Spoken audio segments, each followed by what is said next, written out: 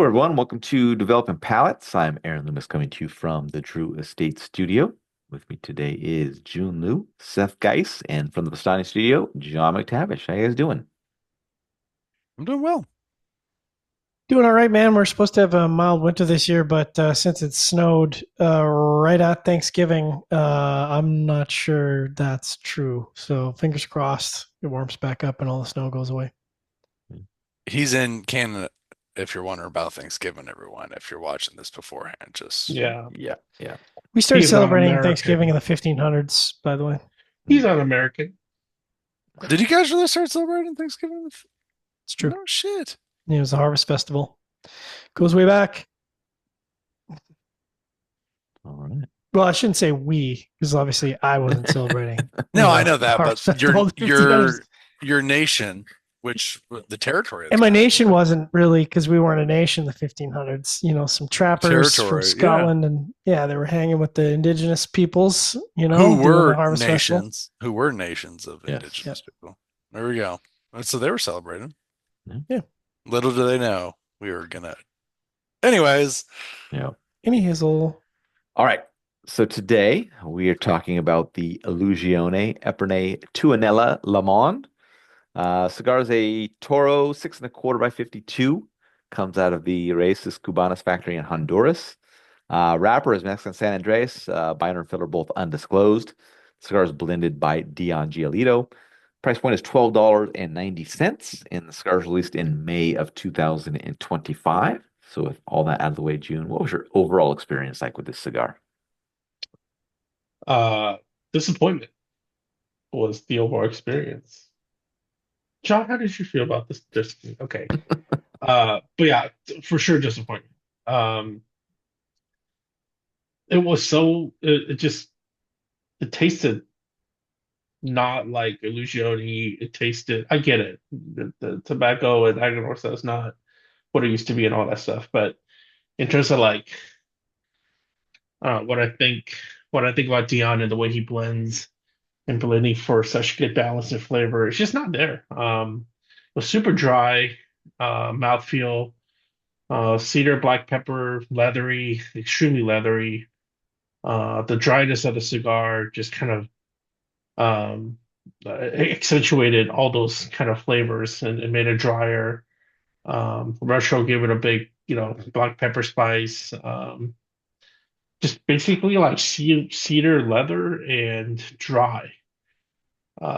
Never thought I would say something like this from the brand of Illusione, but this was not good. I almost rated this a subpar. Mm. All right. Seth, Yeah. how about you? I I enjoyed it. I thought it was a good cigar. Sorry with some soft mocha flavors, coffee. I love when we do this. Coffee, cream, some chocolate, some light baking spices, tobacco earth, some leather. I just thought it was balanced. Medium strength of body. I I enjoyed it. I was like, this is a nice, enjoyable Mexican San Andreas. Burn and draw were burn was good, draw was okay. Yeah, pepper notes a little bit as the cigar progressed, some leather, earth, a little bit of mineral qualities. I think it just got a little bit darker, but it was a nice offering. John? Yeah, I think if you were to had served this up to me blind and asked me who it came out of, Louisiana would have been near the bottom, just because, like June said, this doesn't really match his blending profile from kind of what I've been used to over the last, I don't know, 18, 15, 17 years, whatever. Um, I think it was pleasant enough. Like, the first third, like June said, there's this dryness on the palate. So wood and spices, a dry center, some cinnamon, some sweet tobacco, but like it's not super dynamic. There's not layered notes. I think the second third was slightly improved because it added bread and baking spices in the retrohale, but again, with the wood and the dryness in the palate, I don't know, it just didn't really wow me. And last third was kind of driven by creamy earth and wood, a little bit of tannic wood and spices in the finish. So it was fine. Like there's nothing wrong with it. Although I did have a bit of a snug draw, which is a drag, but Um, I don't think there's anything wrong with the profile. It just didn't really do anything for me. Didn't wow me. What about you, Aaron? Yeah, for me, the cigar started with toasted cedar, earth, some black pepper, and a bit of effervescence. The effervescence departed pretty quickly and was replaced by some creaminess. Later, the earth took a slightly in the profile and some minerality joined in, even with the black pepper. Then the black pepper increased a bit. Second, third saw the black pepper and the minerality mellow. Creaminess then departed and then came back 3/4 of an inch later. Final third saw the pepper and the minerality move to the background. Then later, the black pepper moved to the middle of the profile. Um, it was just an average flavor profile throughout, kind of focused around the earth and the toasted cedar. Um, I was hoping that this was going to be able to dodge that kind of earth-driven profile that most Mexican San Andres wrapped offerings provide, but that wasn't the case. I was hoping Dion was going to kind of blend around that or blend through it to make it so it's not like that. But um, original Epernay every day for me over this, so I don't really see myself coming back to this. I'm open to other wrapper offerings on Epernay, but just not this one. All right, getting to the scores. We're going to start at the top with Seth at 6.42. I gave it 5.65. John gave it a 5.45, and Jiunn gave it a 5.4. So Seth had that 6.42 matchup for you. Listen, I really liked it. I thought it was an improvement over modern day Epernay's. I thought it was a nice Mexican San Andres offering. I think it's very different than I think it's a little bit more race as Cubanas with a little bit of touch of Dion. And I think you're kind of just starting to see that more and more with a lot of Dion's blends when he's working with other factories.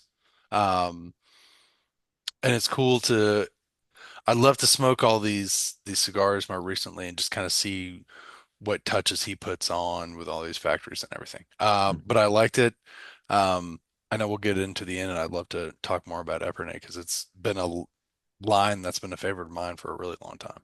Yeah. My 5.65 matches up well. Average flavor profile throughout, really good construction, just a little bit of a wavy burn, I think. So it kind of knocked it down just slightly. But um, yeah, I mean, I don't like most people's Mexican San Andres offerings. This is just kind of in line with that. There's a few here or there that kind of go above that, but this just wasn't the case.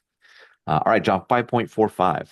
Yeah, it matches up well. Like Aaron, I hate Mexico and the people of Mexico. No, I'm just kidding.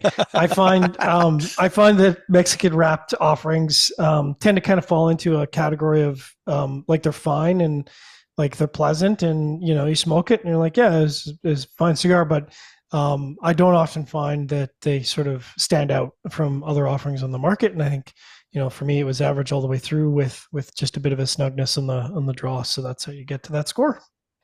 All right, June, 5.4. Um, I I didn't see much Dion's like hand in this and DNA, I guess. And I think that was most disappointing for me about the cigar. So, let's reblend it. Fuck it, strap it, reblend it. You know, call it wait, what's the cigar called again? Tuonela. Tuonela? Epernay Tuonela. Tuonela. Call it 309 Nila. There you Re-release go. it. All right. Overall thoughts. I think Disappointing. it's a lot. Sorry, good.